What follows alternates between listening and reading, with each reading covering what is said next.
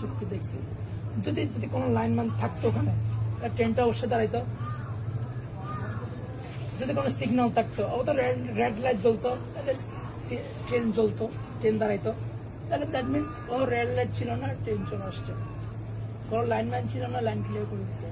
তাহলে আমার কথা হচ্ছে ব্রিজের উপর গাড়ি থাকা অবস্থায় কেন ট্রেন আসলো? ট্রেন আসলো?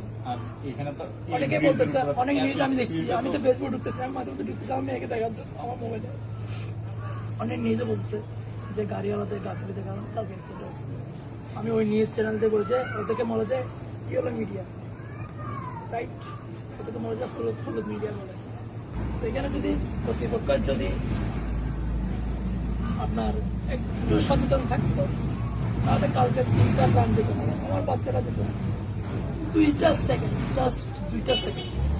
মানুষ বলে না মৃত্যুর 1 সেকেন্ডও কোনো নিঃশ্বাস, তেমন বিশ্বাস নেই।